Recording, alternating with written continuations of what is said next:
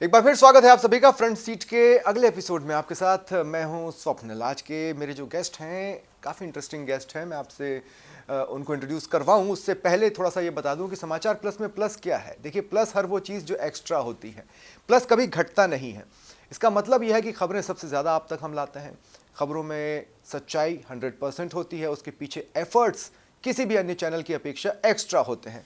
हाँ, कभी चैनल्स को कुछ दिक्कतें आती हैं तो ऐसे में एक्स्ट्रा मदद के हाथ भी आते हैं। तब आते हैं इन्वेस्टर्स। लेकिन इन्वेस्टर्स वो किस काम का जो सिर्फ पैसे लेकर आ जाए। अगर इन्वेस्टर अपने साथ विजन नहीं लाता, इन्वेस्टर अपने साथ भरोसा नहीं लाता, तो फिर वो महज एक इन्वेस्टर हो जाता है। लेकिन अपने साथ विजन को लेकर चलने वाले लोगों पर भरोसे को लेकर चलने वाली शख्सियत अगर जुड़े तो फिर उस इन्वेस्टर के साथ ये प्लस डबल प्लस हो जाता है। और आज वही गेस्ट मेरे साथ जुड़ रहे हैं जो कि न सिर्फ एक बिजनेसमैन है, पॉलिटिशियन है, थिंकर हैं, मोटिवेशनल स्पीकर हैं, बल्कि हमारे इन्वेस्टर भी हैं जो अपने साथ इस चैनल में अपना विजन और भरोसा लेकर आए। जितेंद्र शर्मा, मैं स्वागत करता हूं आपका फ्रंट सीट पर। Thank you Swapnil. इनकी कहानी जैसे कि सभी कहानियां एक अलग मोड़ से शुरू होती है, अलग बात से शुरू होती है। इनकी कहानी शुरू होती है 500 रुपए से। इंटरेस्टिंग है, आपके कान खड़े हुए हैं इसलिए आप इस कहानी को ध्यान से सुनेंगे। ये 500 रुपए वो कौन सा दिन था, अगर आपको तारीख समय थोड़ा सा याद हो? निश्चित रूप से मुझे वो समय याद है। सबसे पहले तो मैं समाचार प्लस फैमिली को मेरा नमस्कार करता हूँ, और नमस्कार इसलिए करता हूँ कि आप समाचार परिवार के वो लोग हैं जो समाचार प्लस को आज तक इस मुकाम तक लेके आए हैं। समाचार प्लस में मेरा सिर्फ आने का मतलब ये नहीं है कि मैं एक इन्वेस्टर हूँ। मैं समाचार प्लस का मैनेजिंग डायरेक्टर हूँ। मेरे समाचार प्लस में आने का विज़न है कि जो पत्रकारिता का चौथा स्तंभ है वो अपनी सच्चाई के साथ, बेबाकी के साथ और निष्पक्षता के साथ, सबसे तेज़ी के साथ पीड़ित का, दुखी का, वंचित का अधिकार उसके ज़माने के सामने प्रेषित कर सके, इस उद्देश्य के साथ आया हूँ। और स्वप्निल भाई, आपने पूछा कि जिस तरह से हम जिन बैकग्राउंड से आते हैं, मैं तो ये कहता हूँ कि भगवान अगले जन्म में भी उन्हीं बैकग्राउंड्स में पैदा करना। क्या मुफलसी, क्या गरीबी, क्या तकलीफ़ें, ये तो सिर्फ एक बहाना सा लगता है आज। लेकिन वो समय, वो मंजर, वो दिन जब हम जिस परिवार में पैदा हुए, किसानी परिवार था, मेरे घर में ऊँट, बैलगाड़ी और ये सब भैंसें, गाय, पशुपालन हमारे गांव का व्यवसाय था। और मेरे को याद है कि मेरे गांव में लाइट भी 1991 में आई और मैं उस समय 5वीं कक्षा में पढ़ता था। गरीबी का आलम ये था कि शहर से जुड़ाव नहीं था। बहुत विकट परिस्थितियों में परिवार ने पालन पोषण किया। तब सब थे, पापा, मम्मी, सब दादा, जॉइंट फैमिली, इतना बड़ा परिवार। पर एक बहुत अच्छी बात स्वप्निल जी कि वो ग्रामीण पृष्ठभूमि जहाँ आनंद बहुत था। हम, मेरे दादा के 4 भाई, मेरे फादर और 15 भाई, लेकिन सब कुछ बहुत व्यवस्थित था, आनंद था। 500 रुपए कहाँ से आए? यस, मेरी एजुकेशन गांव में हुई, पास के गांव में हुई, साइकिल से जाते थे। और मेरे को नौकरी लगने का अवसर मिला, तो नौकरी लगने के लिए जब नौकरी परीक्षा देने जाते हैं तो उसके लिए सारे परिवार में ये पूछा गया कि भाई किसी के पास 500 रुपये हैं क्या? तो सब मुंह ताक रहे थे। और हमारे गांव में छोटे मोटे लोग जो व्यवसाय, ब्याज का व्यवसाय करते हैं, एक महिला थी, उन्होंने 500 रुपये मेरी मदर को 2 या 3 रुपये सैकड़ा पर ऑफ़र किए कि अगर तुम्हारा लड़का नहीं लगा तो पैसे कहाँ से लाओगे। और मैं उस परीक्षा का वो दिन है 2001, मैं राजस्थान पुलिस में भीलवाड़ा परीक्षा देने के लिए गया, तो वो 500 रुपये उनसे लेकर गया था। और वो 500 रुपये का सफ़र मेरे लिए बहुत ऐतिहासिक रहा है। तो आप कुछ भूले तो नहीं होंगे, वो 500 रुपए खर्च कैसे हुए और चुकाए कितने? 500 रुपये को मैंने खर्च नहीं किया। हम अपने दोस्त के साथ नारनौल, हमारे यहाँ एक जगह पड़ती है, ट्रेन में बैठे। ये पता नहीं था कि टिकट कैसे लिया जाए, और बेटिकट भीलवाड़ा पहुँच गए। वहाँ पे एग्ज़ाम देने का दिन आ गया, एग्ज़ाम दिया और 2 दिन तक भोजन नहीं किया। और वापस जब आ रहे थे तो एक व्यक्ति मिले, तो उन्होंने कहा कि कहाँ से आए हो, तो हम अपना अलवर ज़िला बताया और उन्होंने अपने घर भोजन कराया। और अगले दिन सुबह फिर परीक्षा दे करके 4 बजे टिकट थी, टिकट भी क्या थी, बेटिकट थे, और वापस वहाँ पे नारनौल पहुँच गए। और अगले दिन वो 5 कानून की नौकरी में पहुंचे। एक कानून का एक्चुअल में ज्ञान नहीं था, ऐसा पता नहीं था। बाद में उस रेलवे को मैंने बहुत सेवाएं दी, मेरी रेलवे में ड्यूटी रही पुलिस में रहते हुए, और मैंने बहुत, लेकिन उस पश्चाताप को मैंने बहुत किया। कानून का तो इसमें अर्थ नहीं हो सकता, कोशिश, उस समय नॉलेज ही नहीं था, और अपना तो नॉलेज ये था कि ये 500 रुपये का। वो जिस महिला से 500 रुपये मिले थे उसको विथ इंटरेस्ट आप लोगों ने लौटा? नहीं, वो 500 रुपये ऐसे नहीं दे पाए कि वो 500 रुपये, कुछ पैसे उसमें से खर्च हो गए, 150 रुपये उसमें से उस यात्रा में टिकट लिया जाते वक्त आते वक्त, तो वो खर्च हो गया होगा, ऐसे जोड़ सकते हो आप इसको। तो उसको जब 400 रुपये बचे तो उसने लिए नहीं, लेकिन संयोग से 2 महीने बाद ही मेरी नौकरी लग गई, और उसके बाद में उसको 500 तो आप रुपये। पहले पुलिस वाले बने, उसके बाद फिर नेक्स्ट आप बिजनेसमैन बने? हाँ, पुलिस की कहानी बड़ी ज़बरदस्त है। मैं वैसे बीएससी करते हुए लग गया था, तो मैंने असिस्टेंट कमांडेंट का और आईएएस की तैयारी कर रहा था, तो मेरा बहुत ज़्यादा इंटरेस्ट पढ़ने में था, और पुलिस का इंटरेस्ट बहुत ज़्यादा मुझे नौकरी कराने में था। ऐसा एक संघर्ष चल रहा था। उस दौरान राजस्थान पुलिस में नौकरी करते हुए मैं वहाँ के तत्कालीन डीएम कलेक्टर के यहाँ गार्ड में लग गया, गनमैन लग गया। राजीव सिंह ठाकुर हुआ करते थे कलेक्टर।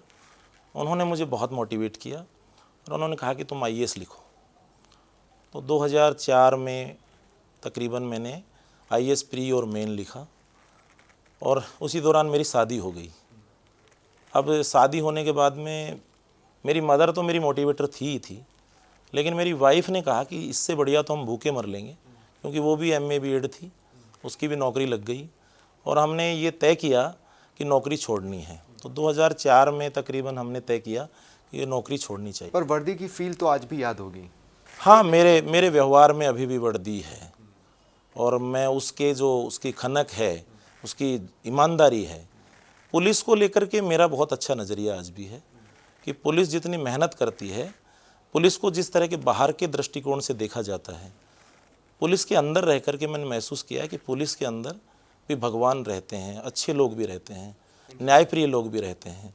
और पुलिस, भगवान शब्द का इस्तेमाल डॉक्टरों के लिए होता है, पुलिस के लिए मैंने पुलिस के लिए भगवान शब्द इसलिए कहूँगा कि बहुत सारी ऐसी आपदाएं हैं। अभी आप अखबारों में, ताज़ा अखबारों में, पुलिसमैन ने करौली में एक बच्ची को बचाया। एक्चुअल में ये एक ऐसा विद्रूपित चेहरा है पुलिस का कि केवल ये पीड़ितों के साथ ही खड़ा रहता है, ऐसा नज़र आता है। लेकिन जब न्याय की ज़रूरत होती है तो उस समय आपकी कोई सक्सेस स्टोरी? मेरी बहुत सारे, पुलिस में मैं स्पेशल विंग में था, और मैंने बहुत सारे अपराधियों को, तकरीबन 1 शतक से ज़्यादा वांछित हिस्ट्री सीटर्स को पकड़ा। मुठभेड़ भी हुई है? हाँ, मेरे साथ एक ऐसा वाक़या हुआ कि मैं भीलवाड़ा कलेक्टर राजीव ठाकुर से साहब के साथ था, और मांडल में हमें सूचना मिलती है कि कोई हरियाणा के हिस्ट्री सीटर, तत्कालीन चौटाला सरकार के एमटी थे ओम प्रकाश जी हिटलर, उनके बेटे आईपीएस थे, और उनका एक बेटा वो किसी फार्म हाउस में छुपे हुए हैं। तो हम लोगों ने वहाँ के एसएचओ और हमारे कोतवाली के एसएचओ वगैरह सब लोग गए, तो मैं कलेक्टर साहब के साथ था, और वहाँ पे फायरिंग हुई, और मैंने गोली को मेरे कान के पास से जाते हुए देखा, और बाद में महसूस हुआ कि ईश्वर की बहुत कृपा रही, और आमने सामने की फायरिंग हुई। हालांकि फिर उन्होंने सरेंडर कर दिया। ऐसे बहुत सारे वाक़ये हैं। एक बहुत बड़ा इंटरेस्टिंग वाक़या है, मैं राजस्थान पुलिस में था, और पुलिस के दौरान ही कोतवाली पुलिस ने, कोतवाली थाने के पास में एसबीआई बैंक थी, क्योंकि मैं बहुत गरीब पृष्ठभूमि से आया था, तो वो मेरे को बहुत इंटरेस्टिंग है, वो रोचक यह वाक़या है कि एसबीआई बैंक ने 144 अरब रुपए भीलवाड़ा से और जम्मू कश्मीर ट्रांजिट किए थे, और उस स्पेशल ड्यूटी में मैं था। तो मैंने इतनी बड़ी राशि जी। एक साथ देखी और मेरे को बहुत मोटिवेशन आया। अब एक चीज़ है, आपकी लाइफ में मोबाइल ने बहुत बड़ा रोल प्ले किया है। आप जब मोटिवेशनल स्पीचेस भी देते हैं तो आप उस मोबाइल का जिक्र करते हैं। पहला मोबाइल कब लिया था? देखिए, मैं पुलिस में था और पुलिस में रहने के दौरान जब हम 2004 में वाइफ ने और मैंने निर्णय किया कि हमें बिज़नेस करना है, बिज़नेस करने के दौरान मैं वहीं पे रियल एस्टेट के बिज़नेस को पार्ट टाइम करने लग गया। उसी से शुरुआत हुई। और चूँकि भीलवाड़ा एक ऐसी नगरी है जहाँ नेटवर्किंग व्यवसाय का बहुत बड़ा बोलबाला था। वस्त्र नगरी में आप कपड़ों की तरफ नहीं गए हैं, आप रियल एस्टेट की मैंने तरफ कपड़ों का भी मैंने व्यवसाय किया, मैंने बहुत प्रयास तो किए पहला हैं। क्या था? पहला मेरा रियल एस्टेट प्रोडक्ट था। हमने रियल एस्टेट में जिनके यहाँ किराए पे रहते थे वो एक डेवलपर थे और उन्होंने वहाँ पे रियल एस्टेट का काम शुरू किया। तो उन्होंने कहा, जितेंद्र भाई कोई पैसा है क्या? तो मैंने उनको 5,000 रुपये दिए और संयोग से वो मुझे पुलिसमैन होने के नाते ही समझते थे कि ये बहुत पैसे वाले हैं और उन्होंने मुझे उस प्रोजेक्ट में पार्टनर रख लिया। और उस प्रोजेक्ट में मेरे को 2004 में पहली बार एक बड़ी मात्रा में पार्टनरशिप का हिस्सा आया। और जो फौजी साहब थे वो, उन्होंने मेरे को लक्की व्यक्ति समझा और उन्होंने लगातार मुझे तकरीबन 60-70 बीघा लैंड के डेवलपमेंट में पार्टनर रखा। और वो पहली 2-3 स्कीम्स थी, इतना पैसा आ गया था कि मैं फौजी साहब के बराबर का पार्टनर हो गया। क्या बात है! 5 का आंकड़ा देखिए, आप 500 से शुरुआत होती है। 5,000 का यस। तो आपकी पहली बड़ी डील 5 लाख होगी अगर मेरे तो खैर चलिए। तो मेरा सवाल अभी भी यही स्टैंड कर रहा है, पहला मोबाइल आपने कब लिया? देखिए, मोबाइल की दुनिया का जो शुरुआत है वो बड़ा इंटरेस्टिंग है। मेरी सगाई हुई तो मैं अपनी पत्नी से, वो मेरी क्लासमेट भी थी, हम STD नो अरेंज मैरिज है, हम साथ पढ़ते थे। और उनसे मेरी पहली बार STD बूथ पे बात होती थी। और बात होते होते मोटोरोला का एक फ़ोन आता है इतना बड़ा, तो तकरीबन उस समय 6,000-7,000 का था। मेरी तनख्वाह थी उस समय 3,200 रुपये, लेकिन मैंने पहली बार वो सेकंड हैंड फ़ोन 2,300 रुपये में ख़रीदा। और मुझे भौतिक सुविधाएं बड़ा आकर्षित करती थी। मेरे पास 2 द्वंद्व थे, या तो मैं राजस्थान पुलिस में रहते हुए अपनी प्रमोशन पाऊं और कहीं ना कहीं जो आर्थिक कमाई का जरिया भ्रष्टाचार होता है वो करूं, या फिर मैं कोई व्यवसाय चयन करूं। तो मेरे को लगा कि मुझे इस नौकरी से मेरे जो सपने हैं और मेरी जो पारिवारिक गरीबी है, जो मैंने अपने घर वालों से और अपने आप ज़िंदगी से वादा किया है, वो पूरा नहीं हो सकता। तो मैंने एक निर्णय लिया कि मुझे इसके साथ साथ व्यवसाय करना चाहिए और मैंने रियल एस्टेट का व्यवसाय किया। तो रियल एस्टेट की पहली डील तो आपने बताई, जिससे आपको ये विश्वास हुआ कि मैं इस सेक्टर में आगे बढ़ूंगा। डेफिनेटली। अब लेकिन मेरा सवाल ये है कि उसी सेक्टर में उस समय भी बड़े बड़े नाम थे, तो आपको ऐसा क्यों लगा मैं आगे बढ़ सकता हूँ, मेरे में वो क्या अलग चीज़ है जो मुझे उनसे डिफरेंट बनाएगी या मुझे सबसे बड़े टॉप नामों में शुमार करवाएगी? देखिए, भीलवाड़ा ज़िले में जब मैंने रियल एस्टेट का काम शुरू किया तो ये निश्चित रूप से एक भाग्य का मैटर था। मैं कोई बहुत ज़्यादा एजुकेटेड नहीं था। मुझे सेल्स मार्केटिंग उस समय स्टडी करने का अवसर मिला। मैं देश के बड़े ट्रेनरों के साथ में पढ़ा, समझा, और इसी दौरान प्रकृति अपने आप घड़ती है व्यक्ति को। उसी दौरान ये रियल एस्टेट के जो प्रोजेक्ट आया उसको हमने सक्सेसफुली सेल किया। सेल भी भाग्य से होता है, सेल स्किल से होता है, और जब व्यक्ति सफल हो जाता है तो उसकी भाषा, उसका बॉडी लैंग्वेज बदल जाता है। मैं इसमें इस संपूर्ण सफलता में, प्राथमिक सफलता थी ये, जब मैं तकरीबन 1 करोड़ के आसपास का काम कर पाया।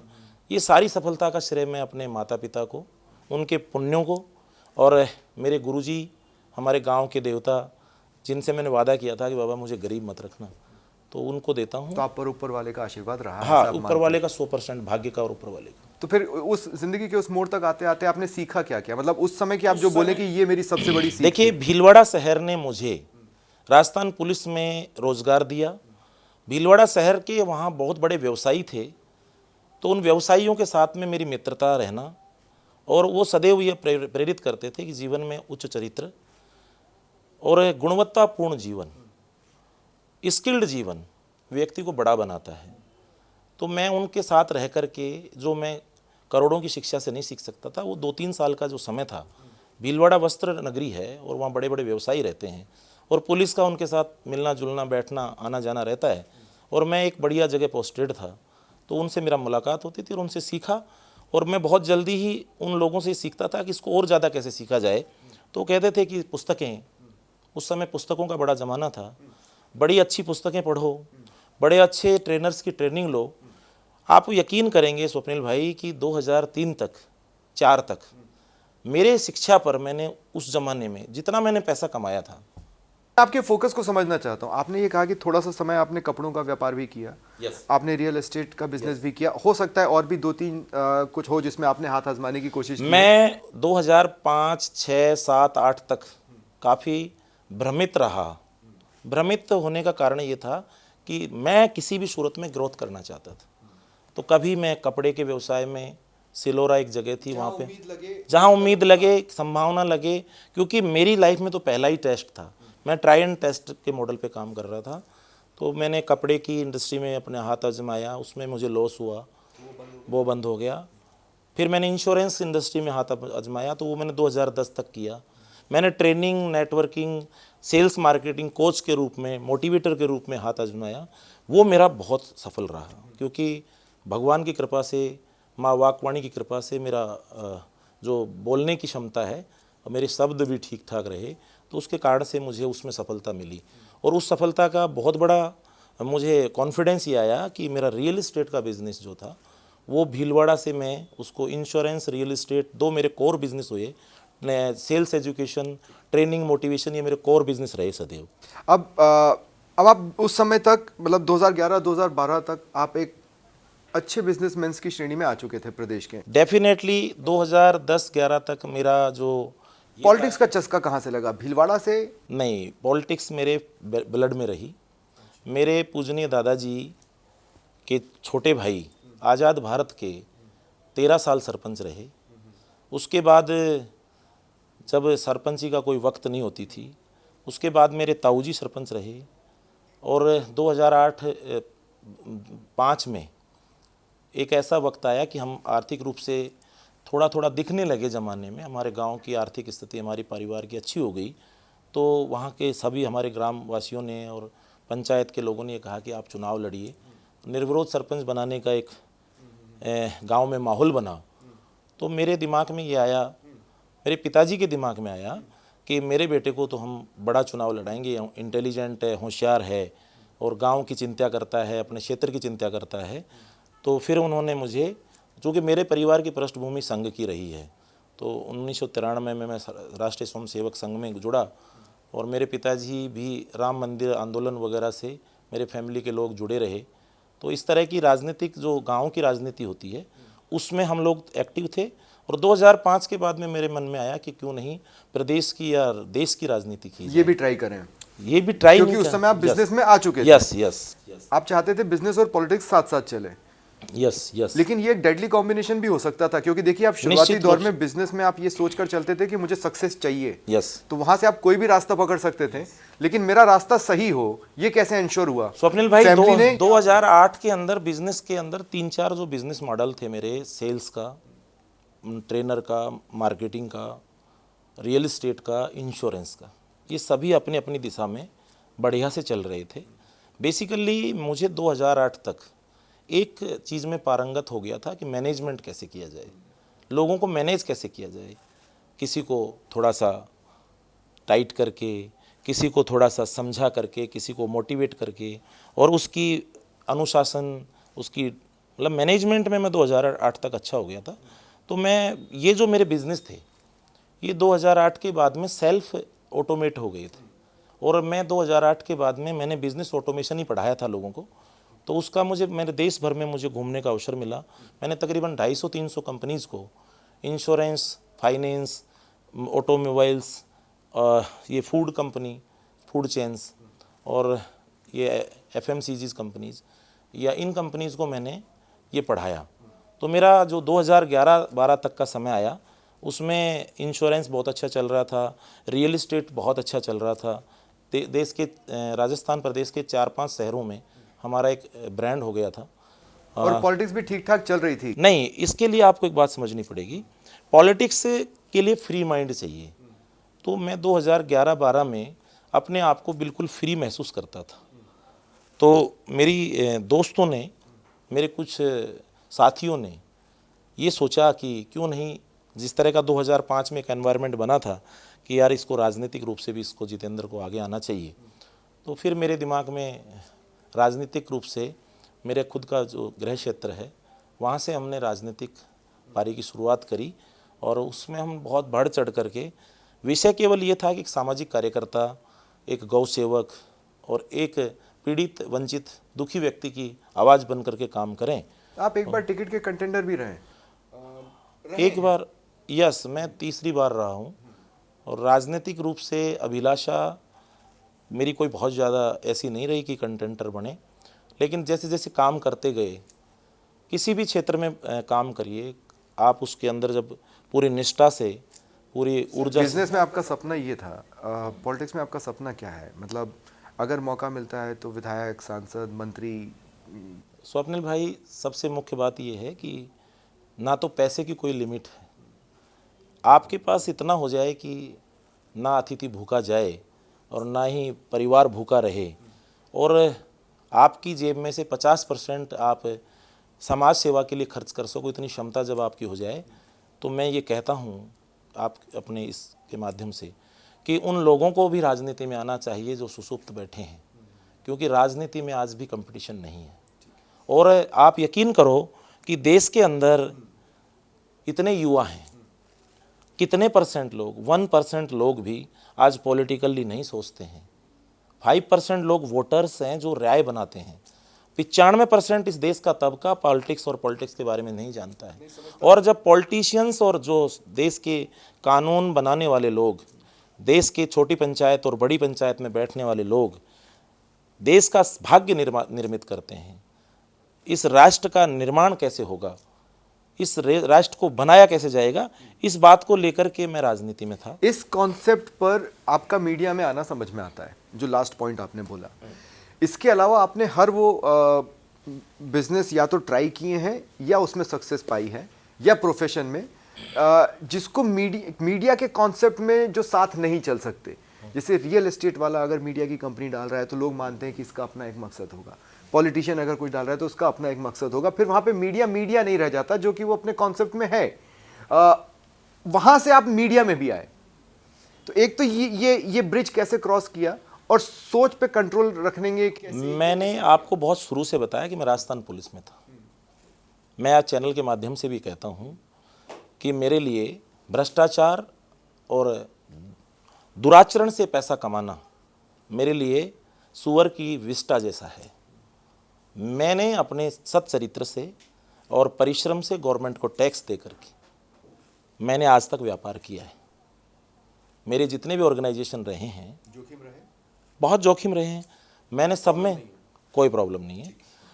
रियल एस्टेट एक अपना पैटर्न बिजनेस है, उसके अंदर मेरी परिवार के लोग अब काम कर रहे हैं, मैं उससे पूरी तरह रिटायर्ड हूँ। राजनीतिक क्षेत्र में आने के बाद में मैंने इंश्योरेंस का मेरे परिवार के लोगों को ट्रांसफ़र किया बिजनेस, मैं वहाँ से रिटायर्ड हूँ।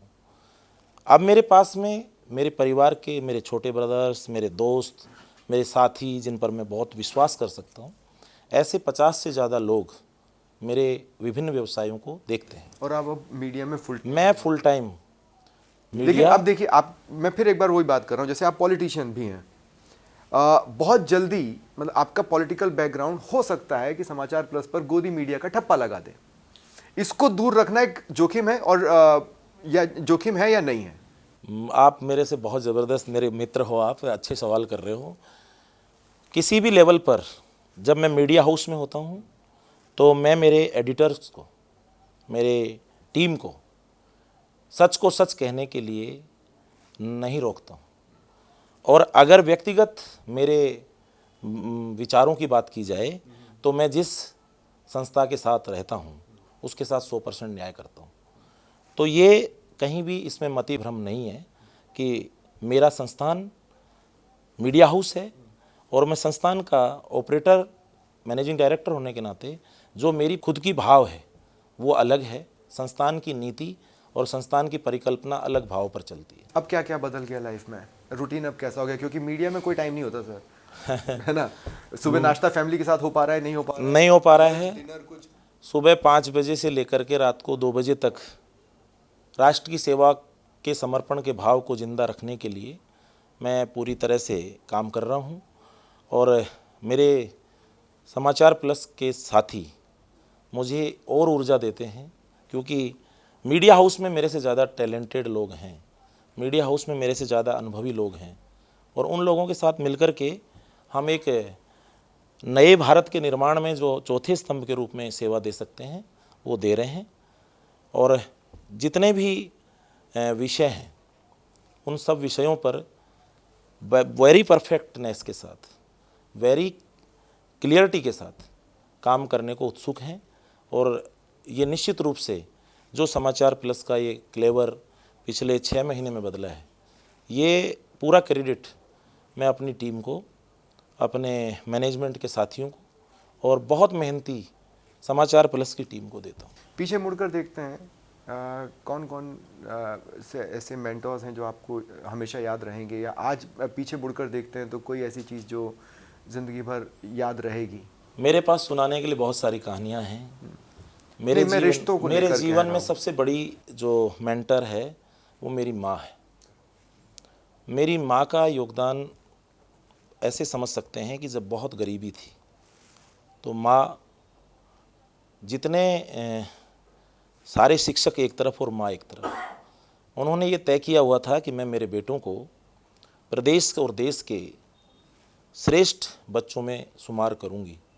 और वो माँ की उनकी अपनी शिक्षा थी, और वो इस तरह की कहानियाँ, इस तरह की सोच और इस तरह के विचार शायद मेरे माँ के बचपन में ही, माँ ने मतलब मेरे गर्भ में या उसके बाद जो 4-5 साल में माँ के साथ रहा और 20 साल तक मैं माँ के साथ ही रहा हूँ, तो जब भी कोई संघर्ष आता था तो मेरी माँ का लीडरशिप और माँ की दूरदर्शी सोच और पिताजी को किसी भी संघर्ष में साथ खड़ा रखने की माँ की क्षमता। और मेरे पिताजी भी बहुत ही नेक दिल और दयावान व्यक्ति थे, धर्मात्मा थे, और उनकी दान करने की वृत्ति और नेक नियति से जीवन जीने की शिक्षा।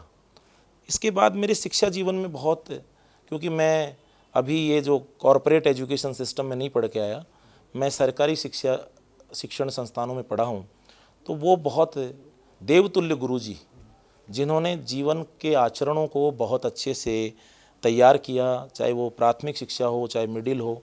और मेरा और मेरे परिवार का, हम एकेडमिकली अपने क्षेत्र के सदैव, अपनी शिक्षा कक्षा के सदैव टॉपर रहे। मैं भी टॉपर रहा हूँ। मेरा अंतिम सवाल है आपसे, जितनी आपने कहानी अब तक सुनाई है या अपने जीवन के बारे में बताया है, उसमें एक बात तो है कि आपको भूख लगती है और आप भूख मिटाना जानते हैं। ये एक 100% फैक्ट है। और कैसे सही तरीके से भूख मिटाई जाए, ये इस बात को ख़त्म नहीं कर देती कि आपको भूख नहीं लगती। कहने का मतलब ये है कि इतनी सारी चीज़ें घूमने के बाद अब ये आपका नेक्स्ट स्टेशन है या फिर ये फाइनल स्टेशन है मीडिया? डेफिनेटली मीडिया भी मेरा समाज सेवा का उद्देश्य है। मैं लोगों की सेवा कर सकूं। अभी और भी चीज़ों में आप हाथ डालेंगे आगे? निश्चित रूप से लास्ट स्टेज है। समाज सेवा ही लास्ट स्टेज है। अब उसके लिए आपके पास चम्मच हो, चाहे बेलन हो, चाहे तवा हो, किसी भी प्लेटफॉर्म से मेरी भूख समाज सेवा है। मैं भारत के उन वंचितों, गरीबों का अग्रदूत हूँ। जिस तरह से परमात्मा ने, मेरे माता पिता ने और मेरे जीवन में जुड़ने वाले उन सब लोगों का मैं बहुत हृदय दिल से धन्यवाद देता हूँ। और प्रकृति का भी मैं इसमें विशेष रूप से धन्यवाद देता हूँ कि उसने मुझे ऐसा गढ़ा। मेरे देखते हुए, मेरे रहते हुए, मेरी तरह से विकट गरीबी में पैदा कोई व्यक्ति इस तरह से दुखी नहीं रहेगा। उसकी शिक्षा का, उसके पोषण का, उसके संरक्षण का और उसको एक भारत का योग्य नागरिक बनाने में जो भी मुझे युक्ति अपनानी पड़ेगी, मैं उसके लिए काम कर रहा हूँ। और मेरा यही मिशन है कि गिलहरी के रूप में जो मैं इस भारत को बेहतर कर सके वो सब प्रयास करूँगा। और इस बीच अगर कभी किसी पॉलिटिकल पार्टी ने आपको टिकट का मौका दिया तो आप वो लेंगे? ये कोई, क्योंकि ये तो आपके पूर्व में हो चुका मेरा है। पूर्व का अनुभव है। राजनीतिक रूप से अभिलाषाएं होनी चाहिए। राजनीति में आपको मेरा ये फिर कहना है, राजनीतिक समाज सेवा का एक सबसे बड़ा धर्म की बेटी है राजनीति। राजनीति में आपको आना ही चाहिए। धर्म की रक्षा, राष्ट्र की रक्षा बिना राजनीति के नहीं होती, राजनीति कानून बनाती है, राजनीति लोकतंत्र की उत्पत्ति है। पर ये सवाल का सीधा जवाब नहीं। सीधा जवाब ये है कि अगर किसी तरह का भी इस राष्ट्र की सेवा करने का, समाज की सेवा करने का अवसर मिले, उसको नहीं चूकना चाहिए और उस पर अमल लाना चाहिए और उस पर निश्चित रूप से उसके लिए अगर किसी प्रकार का ऐसा अवसर मिले तो उसको नहीं छोड़ना चाहिए। ठीक है। तो मुझे पूरी उम्मीद है आप सभी ने जितेंद्र शर्मा जी को सुना होगा और उनके बारे में जाना और समझा होगा, और इसीलिए मैं एक बार फिर कह रहा हूँ कि समाचार प्लस सिर्फ प्लस पर नहीं रुका है, उसमें एक प्लस और लगा है, जैसा कि मैंने शुरुआत में आपसे कहा था। बहुत बहुत शुक्रिया आपका। Thank you. Thank you. चलिए, नमस्कार।